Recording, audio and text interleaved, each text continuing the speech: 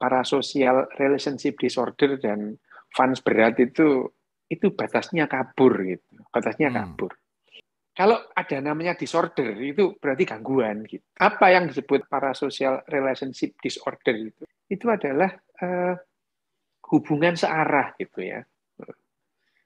Aku suka kamu tapi kamu nggak kenal aku gitu loh kira-kira. Kita senang bahkan kita itu tergila-gila kepada seseorang atau kepada sesuatu yang orang itu kenal pun enggak sama kita gitu. Kita ketemu pun tidak pernah gitu ya.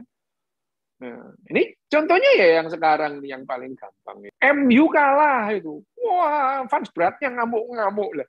Lah perasaanmu kalau MU menang itu terus kamu itu dapat hadiah apa gitu. Tapi sekali lagi yang namanya parasocial relationship itu. Kenapa kok otak kita itu sangat lekat dengan itu? Karena ini memberikan keuntungan evolusioner bagi nenek moyang kita. Bayangin aja orang Jawa di zamannya itu, mereka begitu patuh setia pada sultan misalnya, Sultan Mataram gitu. Ini orang-orang sekian banyak itu mudah digerakkan oleh sultan itu. Ya, Sultan Agung bilang perang, kita serbu yang namanya Jan Pieter Soenkoen, berangkat itu. Nah padahal mereka itu loh tidak ada urusan sama Jan Pieter Soenkoen gitu ya. Ya, hanya gara-gara Sultan Agung itu pengen menyerang Batavia.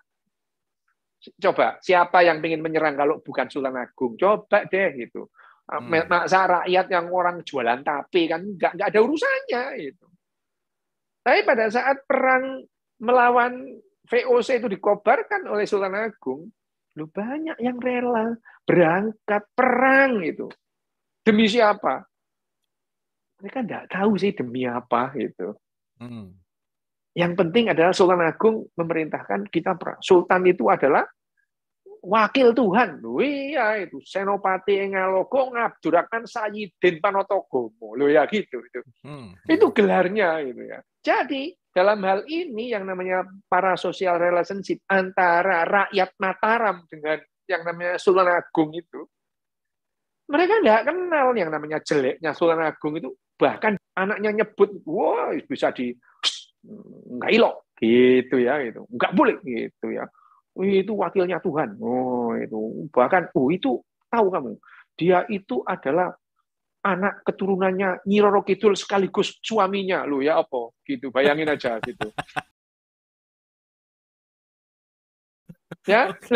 lo ini diyakini gitu, tapi ini memberikan keuntungan dalam hal ikatan kelompok yang kuat gitu. Kenapa? Otak kita ini adalah otak nenek moyang kita pemburu pengumpul ya.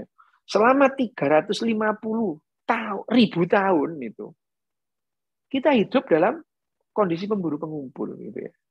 Sehingga hubungan ini, relationship satu arah begini memberikan keuntungan gitu. Misalkan aja satu keluarga inti itu ada beberapa ibu dan beberapa bapak dalam satu keluarga ya. Kalau pemburu pengumpul itu tidak seperti sekarang. Kalau sekarang itu kan satu bapak atau satu ibu atau satu abi 4 umi gitu ya, boleh gitu ya gitu. 6 orang suami 3 orang istri gitu ya. Kalau istri itu melahirkan anak, 6-6-nya ini merasa itu anaknya gitu. Dalam kondisi-kondisi seperti itu ya, pada saat yang namanya salah dikit, kepleset dikit berarti malapetaka gitu ya. Hubungan searah itu jadi pemecah persoalan gitu. Nah, yang menyatukan itu semua bisa adalah yang sering disebut oleh Yuval Noah Harari realita intersubjektif itu. Seperti rasa hormat anggota suku kepada kepala sukunya. Kepala suku kita ini, dia itu mendapatkan restu dari penunggu pohon cipluan gitu ya misalnya gitu. Jadi dia itu harus jadi ini, kita hormati. Jadi hubungan searah itu tidak selalu memberikan gangguan gitu. Dan secara signifikan itu bisa memutar roda ekonomi. Misalnya dulu zaman Romawi kuno, Yunani kuno itu idolnya itu apa? Ya Tuhan mereka itu idol gitu ya. Mereka punya banyak Tuhan. Mereka idolnya kalau disebut jeleknya marah gitu ya. Misalnya pengikut Ares gitu ya, berantem sama pengikutnya Zeus itu udah lumrah gitu ya.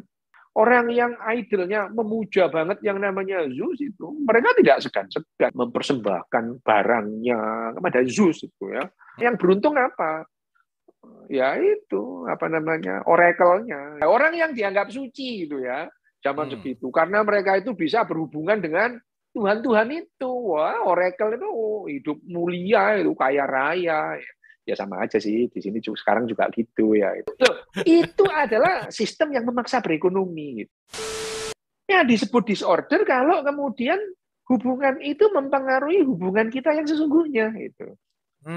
Bayangin aja, ada orang yang kita kenal pun kita musuhi karena dia membicarakan keburukan orang yang kita puja, gitu, Fans idol gitu ya. kita. Gitu. Misalnya saya memuja misalnya Karl Marx gitu ya. Ada orang yang bilang Karl Marx itu brewok, emang brewok ya gitu ya. Dia marah, saya marah sampai perlu demi Karl Marx aku boleh membunuh kamu gitu. Ini sudah disorder gitu ya. Sama lah dengan Jokowi itu nggak kenal sama orang se-Indonesia itu. Seperti Prabowo juga nggak kenal itu. Tapi ya cebong dan kampret itu berantem hebat itu. Cebong dan kampret ini nggak sembuh-sembuh sakitnya itu. Sampai sekarang berantem meskipun yang maha cebong sama maha kampret itu sekarang duduk satu kabinet itu. Ini ya, cebong dan kampretnya masih berantem. Kampretnya menjelma jadi kadrun. Nggak selesai. Ini yang namanya disorder. Disorder semacam itu akan lama hilangnya. Kita sudah tidak bisa lagi membedakan yang mana yang real, mana yang khayalan itu. Ya betul itu, maklum 170,8,4. Ya memang itu gitu ya. Memang itu. Bani 78,4 ya udahlah ya. Itu bener. Orang ngefans itu enggak apa-apa, tapi kalau kemudian gara-gara kamu fans dari Persebaya gitu ya, terus ada mobil plat N dirusak pada saat pertandingan antara Arema dan Persebaya, ini sudah disorder ini gitu.